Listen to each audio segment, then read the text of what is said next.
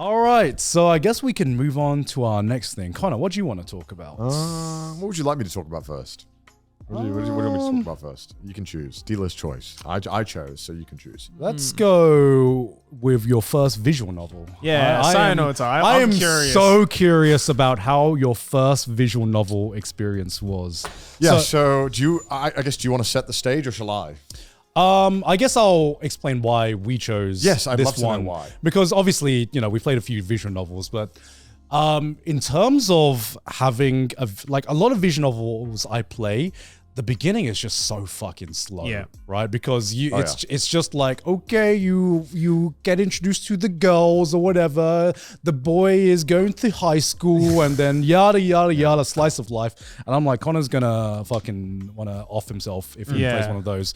Sayonota is one of the first visual novels that I played that just like has such an interesting premise from the get-go. Yeah. And then like the hook comes and then you just want to keep reading and keep wanting to like go through the entire story right up until the end. And it's not that long of a visual novel compared to like other visual novels as well. If I wasn't crunched for time, I probably would have gone through it all. Oh, fuck yeah. Oh, hell yeah, dude. Because I wanted to see where it was going. So I guess it was the first thing that I was like, oh God. I boot up the game and it was like, what level of censorship would you like? I was like, what? Okay. And there was like 4 different levels. Because you're playing the like, Steam version, right? Yeah. And I was like, fucking 0, please. Yeah. And then immediately boots up. And it looks like the fucking Fear and Hunger dungeon. I was like, what the fuck is this? Yeah. I actually think Fear and Hunger and It literally looked like that blood dungeon. Yeah, it did. It really does, I think they both have very similar things in common, actually. It was just can you type in, I got it actually. Yeah. I booted it, I'll just show a screenshot from my thing. I boot that shit up. I was like, what the fuck? I want to see your reaction. I don't know. See, this is a story work of fiction. The procedures and conditions described herein are imaginary and do not reflect. Okay. Okay. Grotesque images. Why? Look at this. 4 options. Oh my god. Man, I wish Fear and Hunger had that. Yeah, right? Look at this. Yes. Yeah. This is what I remember. Yeah, I remember this. Yeah, I remember I was like, what the fuck is this? And then it starts with like this like gibberish. Just like gibberish. It's fucking horrific. Yeah. So do you want to explain the premise of the story then? I'll do my best to Yeah, explain it. So yeah, basically it opens up. You see this like abomination of flesh and noises. Yeah. And the character that we're following, he can kind of make out that these 3 like flesh abominations are kind of talking in a language that he understands. Yeah. And slowly as they're talking, he starts to understand it more. And it's revealed that these are his school friends. Yeah. And then you're like, oh my God, what happened? And then it cuts immediately to the school friend who sees everything normally. Yeah. And he sees his friend who's just kind of being a bit weird, being very jaded. And so then it's kind of revealed that he sees the world in this abomination way. Everything he smells, everything he hears, every kind of sense you can imagine. Yeah. Everything is grotesque. It's bloody. It's gory. People don't even sound the same. And they look like these, like this, I guess, whatever this drawing is supposed to be. They look like sacks of flesh. Yeah. Like guts and blood everywhere on the walls. Yeah, and they're talking about like a ski trip. And so even stuff like he doesn't want to be there, so he's like, I'm going to go excuse myself. So he knows, we're revealed to us that he is aware that it is the normal world and he sees it this way. So he knows he's in the real life world and he sees it in just a weird way. Yeah. A little wacky way. So he's trying to keep his cover, right? And so, but then there's even some weird stuff like he's trying to leave, trying to excuse himself. And in his way, he sees it as his friend like spitting acid on him. Yeah. But in real life, he's just like, hey man, where you going? So you're like, what the fuck is going on? And then he goes home and all his walls are flesh. Yeah. What the heck? Then we go to the hospital where he has his weekly checkup and we find out that he had some very experimental surgery. And the other patients who also had this surgery also reported having horrible kind of visions and stuff. But he tells the doctor, no, I'm okay. Lying because he's a bit worried about what's going on. Yeah. It's also revealed in this is all in the first like 20 minutes. Yeah. That when he's talking to the doctor, he's pressing the doctor about finding out where this person is. And the doctor doesn't like that he's asking. He's like, I don't know what you're talking about. He's on vacation. Yeah. But we know something's awry. But when it starts to get really weird, is about 30 minutes in. He's miserable after this doctor's meeting. Everything's flesh. Everything's gross. And he starts to describe but there's one reason why he likes living. And when he gets home, this fucking cute 10-year-old anime girl is not affected by this flesh grotesque. Like, oh, hi, Oni-chan. She is immaculate. His smell of her is amazing. She looks beautiful. Yeah. Yeah. He's fucking her for some reason. Listen, it's a little weird. It's a little weird. It is. Right? It is very. Listen, the walls are made of flat. What did you expect? Yeah. This is a mid-2000s visual novel, so. So it's very fucking weird. And so we try to slowly figure out, through the characters, what's going on. Yeah. Why is this girl being seen as flesh? Yeah. And then we revealed some interesting information about this girl, because I can't even spoil the game, so I don't know what happens. Yeah. But that she doesn't want to eat around him. And he's eating all this weird flesh stuff because everything looks like flesh to him. And he's eating it and he's like, it just tastes like shit. But it's really like real food. It's like carrots and broccoli, but to him, it's like flesh. But she won't eat around him. But one day her friend confesses to him that she loves him. And he's like, well, you're a flesh goblin to me. It doesn't say that. But so he's like, you're disgusting. You disgust me. You're vile. Says that to him. A bit overkill, right? Yeah. The worst she can. The worst she can say is no. But she's like, nah, you're a flesh goblin. You're a piece of shit. I hate you. It's literally like that. Yeah. It's like literally like comical levels of like, you are the worst piece of man. And then obviously her best friend hears this, that he said this. And she's like, what the fuck? That's not cool. I'm going to go fucking talk to him at his house. Yeah. But he's not home right now. But guess who is home? Little Saya, 10-year-old Saya's home. But it turns out that we find out that Saya, she's not a little girl at all. Nah. We kind of get the hints that she's some kind of flesh-eating monster herself. Yeah. And then she kills this roommate. Yeah. And then eats the food. And around where I got to is when he finally comes home after she'd killed this person. He doesn't realize. Yeah. And he's like, all right, well, what's for dinner? She's like, I got this thing that I was eating. It's kind of embarrassing that I don't know if you'll like it. And then he starts eating. He's like, oh shit, this tastes fucking awesome. Obviously implying that it's the flesh. Yeah. The flesh. They're Yeah. cannibalizing. Yeah. And also there's another weird detail that was mentioned where they like, she's like, I normally have to get my food from the local park. I was like, what? What food? I was like, is it kids or is it pets? Would you please tell me it's pets? And that's when you got to, that's where you got to. I got a little further. I got to the point because we also find out that how he met this girl was that she was doing like, wacky pranks in the hospital that he was staying at, where she would go and visit people at 3 a.m. Challenge. And she was trying to scare him, but he was so happy that there was someone who finally wasn't like flesh monster. Yeah. That he was like overjoyed. Yeah. So that's how they became to know each other. And so she asks him, or he offers to help find this missing doctor who she is interested in finding, who has something to do with all of this. Yeah. And that doctor is the one that the other doctor doesn't want to talk about. Yeah. So clearly something's going on with this doctor. Yep. And where I stopped was he goes to his house, the doctor's abandoned house, and his friend follows him and then confronts him there. And that's where I got to. Yeah. Oh, yeah, that does happen. It's been so long since I played Sayonara, so like there's like small details that I kind of forgot about that you reminded me of. But Yeah.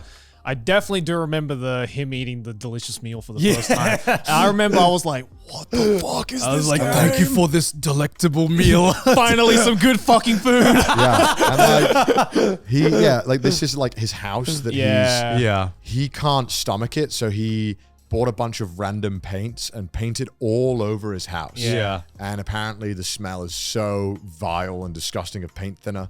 Yeah. But like it's like a miracle that I remember when I was playing this game, I was in like middle school, I think, when I played this game, or like maybe late primary school. Yeah. It was the most horrifying thing I've ever Dude, played and in my like, life. it doesn't help that all the pictures that they use, like all the pictures are like real pictures. Yeah. Yeah, That yeah. are like deep fried. yeah, exactly. The house, the outside of the house, like that's just a deep fried image of a real house in Japan. It kind of added to the creepiness of it. It's like, how much of a sepia tone do you want over? Yeah. This? It's like, yes. Yeah, It's like the worst Instagram filter you can think of. Yeah, I got to like his neighbor confronting him about the smell. Oh, yeah. And then I got to like where she's like, do you want me to take care of you? And I guess she like sucks him off. Yeah. Oh, Oh, yeah. my God. Oh, He- God. oh, Oh, I forgot about I that. forgot about that. And then forgot I guess they fuck, and that's Yeah. kind of where I got to. Where I was like, all right, You're like, well. I was like, nah, I'm good. Peace out. I'm good. I'm good. It was It's, just weird. Like I kind of wish I played it all in one go just to see where it went. And I kind of wish I like played it on stream as well because I think it'd be so fucking funny. I don't think you can play this on stream. I know you can't. Yeah. Yeah. I know you can't. I figured out like an hour in. I was like, I can't play it. And I bet it's gonna get weird. But like, in terms of like, this is like very early. I this guess is famous. It was infamous. Fucking hell, yeah. Is it big? Does it get infamous because of stuff that happens later on?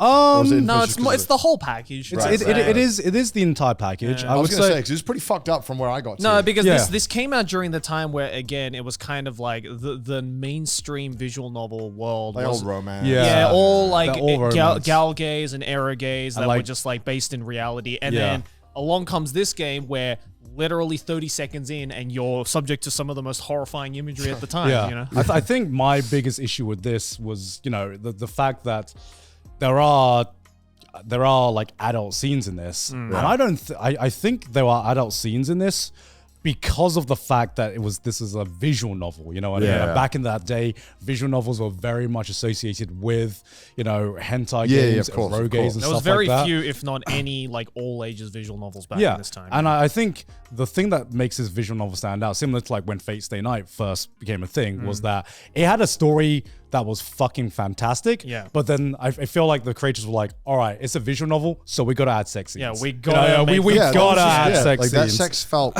really weird, but also in a very way like kind of powerful in the sense of like that she's some kind of like Yeah. but like she's like this grotesque monster. Yeah, So yeah. when because by this time that you see the sex, well, no, we don't see the sex scene, but the sex is described to you. Yeah. You're like, he's fucking like the fear and hunger god. Yeah, Like, it's exactly. like a vile, like gelatinous blob that Yeah. he's fucking, and you're like, God. I that's think it so was vile. used in like a really effective like horror storytelling method. It feels Yeah. peak 2000 as well. It Oh, is, it it is, is. it is. Like back when like there was no limit on Edge. Yeah, And, yeah, like, yeah. every story had to be the most fucked up, vile Yep. thing for Yeah. sometimes just for no apparent reason. Yeah. There's like no reason for it to like they'll just kill a dog. And they'll be Yeah. like, why? It's Because like I could. It's like Elfen Lied or something. yeah. Where it's like, With how do we chopping make limbs. this more edgy? All right, okay. Open up with a cut off arm on the Cut ground. off That's arm. the first Yeah, thing. I will say like it was very grotesque, but they didn't show a whole lot. Like it was all told or described. Yeah. Like, and it felt like they could have easily have gone overboard if they wanted to, but they didn't, which I Yeah. kind of appreciated. Yeah. Like, with It's the, like when they, it's like a good horror novel, you know. Yeah. Like Yeah. it's the way that these scenes are described, which is more horrifying than actually seeing I it. just I hate think. the character we play as. His I hate listening to him speak. Yeah, he's Which a is me. fucking. He's just a weirdo. He is a weirdo. Yeah, he's he's a a weirdo and an outcast, and I guess that's what makes that character work. Just Yeah. because he's so okay accepting some of like the fucked up shit, and eventually, his everything just gets more and more fucked up, and he just kind of like whichever route you decide to take in the visual novel, you can end up accepting it. But like, it's so to give you a bit of background on this visual novel, it was written by Geno Ibuchi, who wrote Madoka Magica, What the fuck? Fate Zero. He wrote this? Yeah, Yeah, he wrote he this. wrote What this. the fuck? Yeah. So I think this is one of the things that really got his name out there before he really started going into the anime world. And obviously, you can't make an anime out of out of this story that he wrote.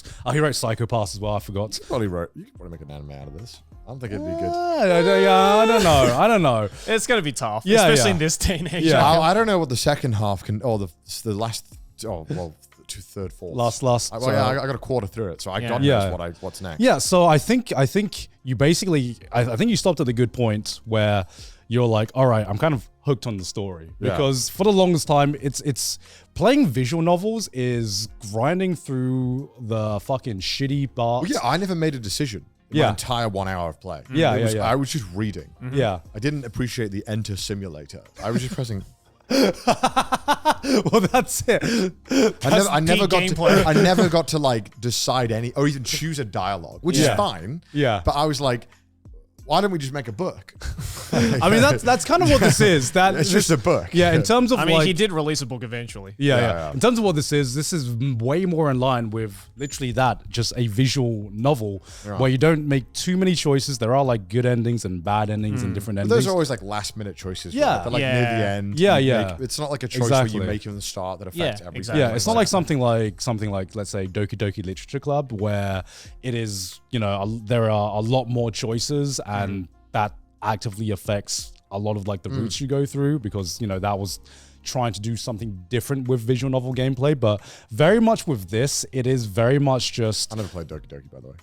You don't play that? No. Okay. Well, with Doki Doki, that definitely does have a point where it hooks you, but it is way further on than with this. The reason I wanted you to read this mostly is just because it's so no intriguing. bullshit. Yeah. It's so like the world you get dropped in. There are you get dropped into this like world with these characters and what he perceives the world to be, and you have like a million questions, and it's like and it's really good at feeding you just enough information to be like, oh shit, fuck, okay, I kind of want to know what happens next. And then you find out a little bit about the girl, and then he starts doing fucked up things, and you're like, okay, so she is obviously feeding him some meat and stuff like that. Yeah, I think the problem I have with a lot of visual novels is that not every like scene provides information. Sometimes there are scenes that are just characters talking. Yeah. But doesn't give you any information that helps you like understand the world or the story better. Yeah. And the one thing I did like about this is that they at least every single scene I left learning something else about this world. Yeah. In like a meaningful way. Yeah. Which I found very helpful, because a lot of the times, again, I've done visual novels in the past that just 30 minutes of characters going, tee, what do we do in a day? Yeah. Like, this doesn't tell me anything. Well, that's why Sayonota was so well received, even though The it's Steam like reviews it is are like overwhelmingly positive. Yeah. But that's the thing. I think Gen Urobuchi realized that was a massive problem with a lot of visual novels, and so he just decided to cut off all the fat. Yeah, make And it to 4 be hours. like, Don't fucking bam, like this is the Yeah. story. Every scene matters. Every dialogue matters, and it's just like bam, bam, bam, bam, bam. No fluff or anything like And that. it feels like a natural progression of events. Yeah, like exactly. when you're playing it. Yeah. It feels it's like very well done. Yeah. Yeah. The first, I don't know if it gets worse but later on, but the first hour is very, very, it hooks you. Yeah. And I had a lot of what the fuck moments as well. It gets Yeah. better and better. And that's why, like, I remember doing this entire thing in one sitting, because you get to the point where you were already intrigued by the world. You start asking questions, and then when those questions are answered, you get given more questions, and you're like, well, shit, now I want to know what that is about. And the 4 hours go pretty fast, actually. It went pretty fast for me on my first playthrough. And I think I think more visual novels should be around this very digestible kind of like playthrough completion time. Because a lot of visual novels are just like fucking 20 hours. Like even something like Doki Doki, which I understand why you need that slice of life bit at the beginning. God, it felt so long. Doki God, Doki. it felt so long. I think for me, Doki Doki took 6 hours, 7 hours. Yeah. That's about like on, especially in this day and age, that's about on just like pushing the it's too long. playthrough time that I'm willing to do. I think Doki Doki one playthrough is also about 4 hours, 3 hours, 4 hours. Something like that, But it definitely doesn't hook you as quick as this does. I guess like also, do you think you would be as intrigued by it if it didn't have any visuals? Like, because No, it the is a visuals visual help. novel. The visuals help really like paint the world. Yeah. The flesh stuff is so visceral that I think it's very helpful to kind of put you in like, oh, this is how fucked up it is. Yeah. Rather than telling you, here's a wall of flesh. Yeah, exactly. I think the biggest thing that hooked me at the beginning was just like being greeted by that wall of flesh, and you're like, it looks so grotesque that if I didn't have any visuals and just had to read this, I don't think I would have been as hooked as fast by the story this is trying to tell.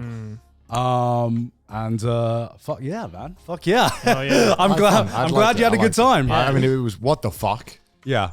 Like, why did you make me play this? But it was a good time. And Geno Ibuchi's a sick son of a bitch, but goddamn, he can write a good story. Maybe fucking read out the Glob 5000 from Suckathon over here. Like, oh, the Gat 9000. Dude, look at his house, man. Yeah. What the fuck, dude? How do you even do that? Look at your reaction. It's like, oh my god. There's just so much where I was just like, what the... What the fuck? Why? I was just stressed out. I was just, especially when she like goes in the house, wants to like confront him. Yeah. Oh, it's just gross. Also, the visuals have kind of aged decently well. Oh, the doctor was bad though. I'd let her. I mean, I would absolutely would. I mean, I forget. Okay, so obviously Saya is not who she seems, but. I didn't remember that she was like fucking that young. Back when I played, so I'm not sure what age she's supposed to be, but they do hint that she's like quite young. Yeah. But I mean, hey, it's a fucking it's a glob. It's a fucking Lovecraftian. It's a Lovecraftian. You know what I mean? Creature. Like, and obviously that's that's also a product of the time. But also like, I don't know if that's what the character is like. He's like portraying what he thinks. I don't know what the reason is. I gotta it. But it could be like this is what he wants. He might just want. But I mean, listen, he's like a weird person. Yeah, he is. He is a very obviously weird like person. They play his whole family died card as well. Which you're like, classic 2000 pro. Of course. Or it wouldn't be like a fucking anime fucked up high schooler if you didn't have dead parents. You know? Right. Exactly. Weird, man. Weird. Just the way it opens is just so. Oh my god. It is easily one of the most just like right off the bat intriguing visual novels I've played. I will say there wasn't really any characters I really connected with on this one. This is much more of a this is a mystery. It's grotesque, it's scary, and you just want to find out what happens. And I think it just delivers. That's what Geno Ibuchi just tried to focus down on that one package, and I think he really delivered it in a very tight package in this one. And I think I reacted really strongly when I first saw the. I should have modified. What the fuck? Hey, the wriggling mass of flesh belt bubbles. What the fuck is this? What the fuck is this? I was just very confused. Yeah. What a good way to open a game though. Yeah, right. With like the sound as well. The sound design. It's kind of like that fucking Head in Fear and Hunger when it just hits you with like the fucking you're like, what the fuck is going on?